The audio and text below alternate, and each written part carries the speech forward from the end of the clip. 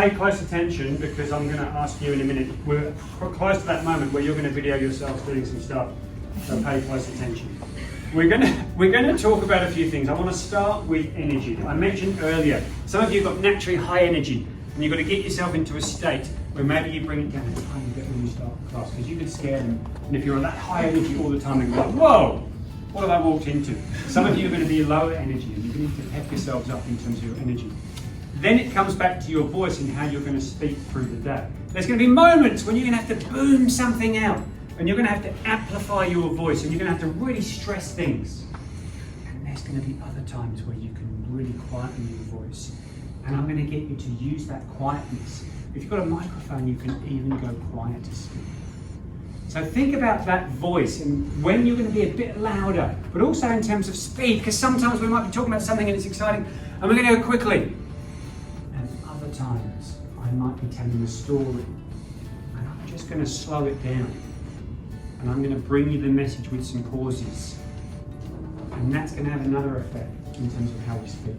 If you are monotone the whole time with the same pace and the same volume, your participants are going to gradually get deeper and deeper in this sense. Mix it up, mix it up. So that's the first one in terms of our voice, in terms of how we project or not, and just be conscious with it. Just be conscious with it in terms of how you come across. When you video yourself, I'd like you to take a look at this and say, well, what's my natural state? Am I mixing up the speed, or am I very monotone? Second one is filler words.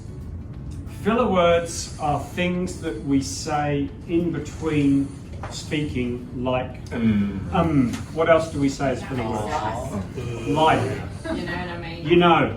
There's a podcast I listen to, and they're all English, and they keep saying you know, and they all say it, and they say it with all the time. What else do we say? Does that make sense? Does that make sense? And you might repeat that and repeat that and repeat that. And after a while, your students are going, why are you saying that every time? And it's a bad habit. They're called filler words. It's an effective question, because even if they think they understand. Yes. Do you get it? Like, you've all got filler words. As a trainer, you've got to try and understand what your filler words are. Today I've used a few, but not many. I find myself and I catch myself with filler words. And it's really important when you do your video in a minute of yourself that you take a look at your filler words and be brave to play the video back and see what you've got. So be aware of filler words and try and get rid of them. Let's now talk about movement. So I've got my safe spaces. Some people, and Mike's a bit of a pacer this morning, some people are pacers and they just think that it's quite good because they feel comfortable pacing as they talk to just pace. How does this feel, by the way, for you as I do what I feel comfortable listening to? Behind my back. And it's just, can you just stand still? So don't pace.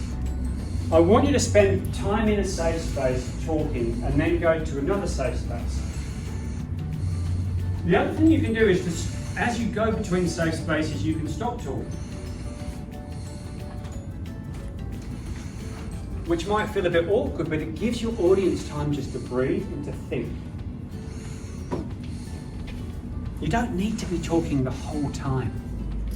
Move between your safe spaces and use that as a chance to get people to just re-energise and be aware, and don't move as quickly as I did then. I want you to spend a bit of time in a safe space and then go to the next safe space, but not in any order, but just mix it up as you go through the day. Let's talk about eye contact. This one's really important in terms of speaking to a group. And this is a way to kind of connect and use your safe spaces. I call it one message, one person. So think about eye contact. What do you tend to look at when you're looking? Who do you look at? What do you do with your eyes? Anyone? Are you conscious about this? Yes. What do you do? Scan your audience. You're scanning always? It's like a lighthouse. Okay, so just look at my eyes. If I'm always, what's going on now? Connecting with no one. Okay, so I'm connected with no one. Or I might look at the above Greg's head, and I'm talking now. But I might feel comfortable. I'm not looking at anyone. And again, I don't like that as a thing. Some people say look above people's foreheads in the distance. Here's what I want you to think about. Here we go. I'm going to do a message to Quinn and talk about something. and then I'm going to give a message bar, And it's and okay add, that you're and doing add that. to it.